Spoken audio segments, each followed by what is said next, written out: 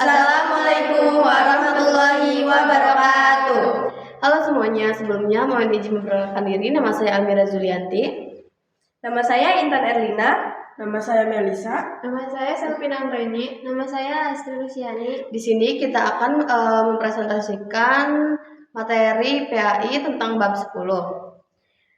Nah, yang pertama itu tentang dakwah Islam periode Prawali Songo.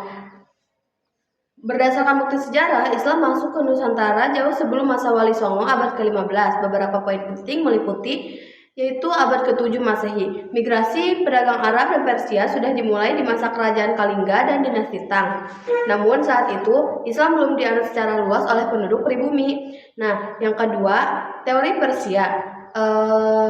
Eski Fatimi menyebutkan adanya migrasi keluarga dari Persia pada abad ke-10 seperti keluarga Lor menetap di wilayah Lor, Jawa atau Gresik dan mendirikan perkampungan Leran. Nah, ada juga keluarga Jawani, Syiah dan Rumai, keluarga yang menyebarkan pengaruh di Pasai, Sumatera Utara hingga ke Jawa. Bukti arkeologisnya yaitu temuan tertua adalah makam Fatimah binti Maimun di Desa Laren, Gresik yang bertarikh 475 Hijriah atau 1082 Masehi. Hal ini membuktikan keberadaan komunitas muslim di Jawa jauh sebelum abad ke-15.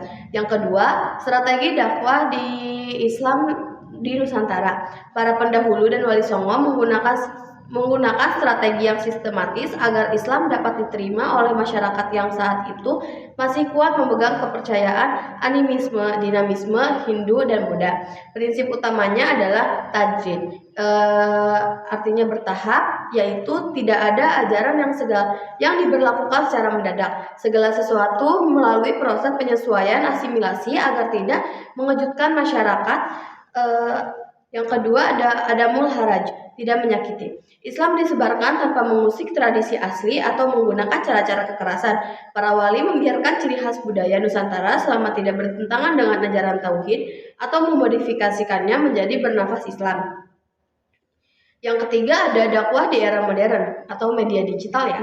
Materi juga menyoroti bagaimana metode dakwah bertransformasi di era modern. Pemanfaatan teknologi. Dakwah ini dilakukan melalui platform digital seperti YouTube, Instagram, dan Facebook.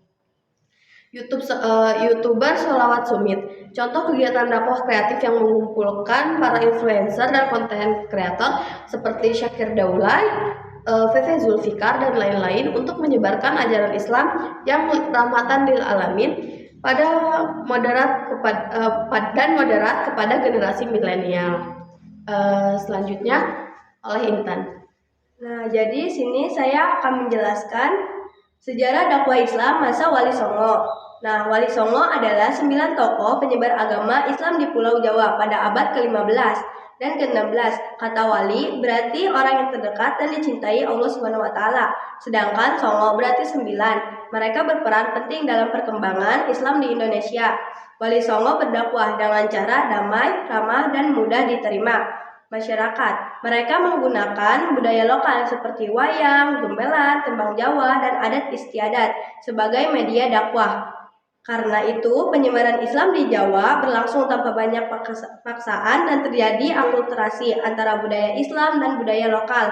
Para wali songo juga dihormati sebagai pemimpin agama masyarakat, maka mereka hingga kini sering dijadikan tempat ziarah. Anggota wali songo yaitu Sunan Gresik, Sunan Ampel, Sunan Bonang, Sunan Derajat, Sunan Kalijaga, Sunan Kudus, Sunan Muria, Sunan Gunung Jati, dan Sunan Giri.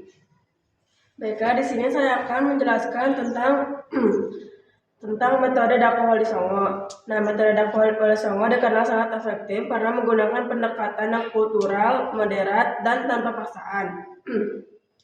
Pendekatan pertama yaitu pendekatan budaya atau akulturasi.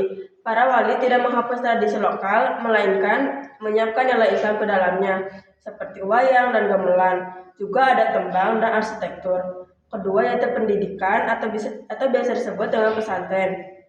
Mendirikan pusat belajar agama yang terbuka bagi semua kalangan. Sunan Ampel memelopori sistem pesantren di Ampel Denta untuk mencetak kader yang menyebar ke seluruh Nusantara.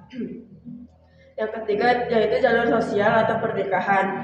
para wali menikah dengan putri bangsawan atau tokoh masyarakat. Hal ini memperkuat posisi politik, dakwah, dan mempermudah proses islamisasi di lingkungan kerajaan serta rakyat jelata. Lalu yang keempat adalah perekonomian dan pertanian. Berperan sebagai pedagang, nelayan, atau petani yang sukses. Mereka mengajarkan teknik bercocok tanam dan sistem perdagangan yang adil. Dan yang terakhir yaitu prinsip dakwah atau tadrij dan kolbu. Yaitu ada dua, yaitu tadrij atau bertahap, mengajarkan syariat secara perlahan agar tidak mengujudkan masyarakat. Yang kedua yaitu adalah keteladanan atau menunjukkan akhlak mulia dan kepedulian sosial, seperti Sunan Kudus yang melarang penyembelihan sapi untuk menghormati umat Hindu saat itu. Baiklah, di sini saya akan menjelaskan hubungan antar Wali Songo. Wali Songo adalah 9 wali yang berperan menyebarkan Islam di Indonesia. Mereka memiliki hubungan keluarga, guru, murid, dan dakwah. Dalam bangan dijelaskan silsilah serta hubungan antara para wali seperti Sunan Ampel, Sunan Bonang, Sunan Giri, Sunan Derajat, Sunan Kudus, dan lainnya. 2. Susunan Gresik Maulana Malik Ibrahim. 1. Asal-usul. 2. Cara dakwah. 3. Kondisi masyarakat saat itu. 4. Pengaruh Islam. Semua manusia memiliki derajat yang sama di hadapan Allah Subhanahu wa Ta'ala. Ajaran Islam yang adil dan menghargai semua orang membuat banyak masyarakat tertarik memeluk Islam. Selanjutnya ada Sunan Ampel atau Raden Rahmat, salah satu tokoh Wali Songo yang lahir pada tahun 1401 Masehi dan berperan penting dalam penyebaran Islam di Pulau Jawa. Sebagai putra dari Maulana Malik Ibrahim, ia datang ke Jawa sekitar tahun 1443 Masehi dan mendirikan pusat dakwah di Ampel, Surabaya, serta membangun jaringan keluarga dengan cara penguasa tokoh penting guna memperkuat syiar agama. Sunan Ampel hidup di masa kemunduran kerajaan Majapahit yang dilanda krisis moral dan konflik internal, di mana ia kemudian hadir sebagai pendidik yang berupaya memperbaiki moral masyarakat serta mengatasi kemerosotan etika di kalangan bangsawan dan rakyat pada saat itu. Nah, jadi kesimpulannya adalah secara keseluruhan materi ini mengajarkan bahwa keberhasilan dakwah Islam di Indonesia terletak pada metode yang moderat, toleran, dan bijaksana dalam menyikapi budaya lokal serta kemampuan para pendakwah untuk beradaptasi dengan kemajuan teknologi di setiap zamannya. Mungkin hanya itu sedikit presentasi dari kami, kurang lebihnya mohon maaf. Wassalamualaikum warahmatullahi wabarakatuh. I just had to let you know you're